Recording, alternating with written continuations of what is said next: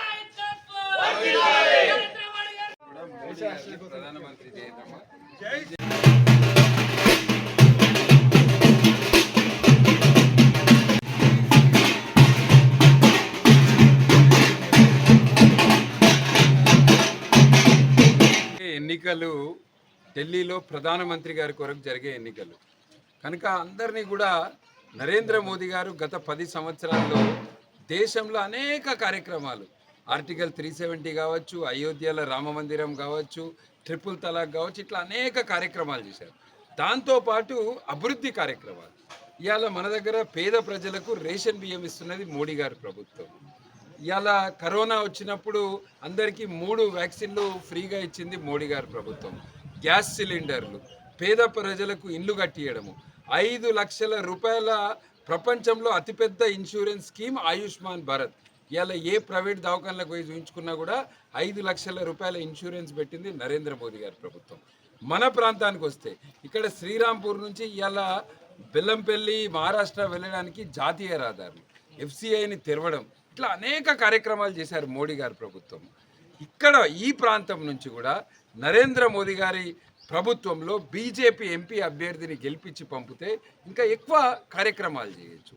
మరోవైపు కాంగ్రెస్ పార్టీ ఉన్నది. కాంగ్రెస్ పార్టీ అనేది కుటుంబ పార్టీ. ఢిల్లీ నుంచి గల్లీ వరకు ప్రజాస్వామ్యానికి వ్యతిరేకంగా పనిచేసే పార్టీ కాంగ్రెస్ పార్టీ. ఇలా మన జిల్లాలో 2 అన్నదమ్ములకు ఎమ్మెల్యే సీట్లు ఇచ్చారు. వివేక్ గారికి, వినోద్ గారికి ఇద్దరికి ఎమ్మెల్యే సీట్లు ఇచ్చినప్పుడు మేము అభ్యంతరం తెలిపలే. ఒకటే జిల్లాలో ఒకటే కుటుంబం నుంచి 2కి ఎమ్మెల్యేలు ఇచ్చినప్పుడు మేము అభ్యంతరం తెలిపలే. ఎందుకంటే ఇద్దరికి, వివేక్ గారికి, వినోద్ గారికి ఇద్దరికి అనుభవం ఉన్న నాయకులని అనుకున్నాం. కానీ ఇవాళ అదే కుటుంబం నుంచి మళ్ళొక అభ్యర్థికి ఎంపీ సీట్ ఇచ్చారు. అంటే ఇది ప్రజాస్వామ్యమా? ప్రజాస్వామ్యంలో అర్హులైన దళితులు లేరా? చాలామంది దళితులు ఉన్నారు, కాంగ్రెస్ పార్టీలో ఉన్నారు, అన్ని పార్టీలలో ఉన్నారు. ఎన్నో సంవత్సరాల నుంచి వాళ్ళు కష్టపడి వాళ్ళు రాజకీయంగా ఎదగాలనుకున్నారు.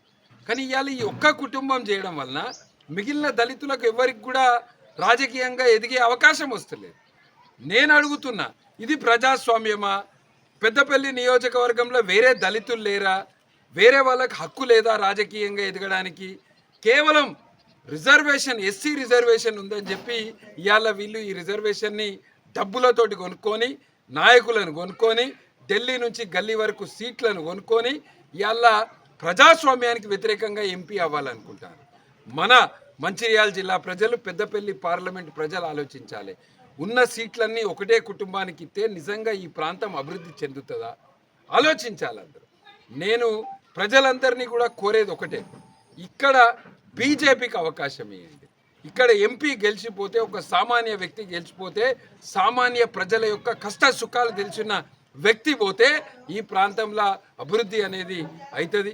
అందరూ కూడా ఆలోచించి కుటుంబ పాలనకు వ్యతిరేకం, బీజేపీ అంటేనే కుటుంబ పాలనకు వ్యతిరేకం. కుటుంబ పాలనను తరిమికొడదాం.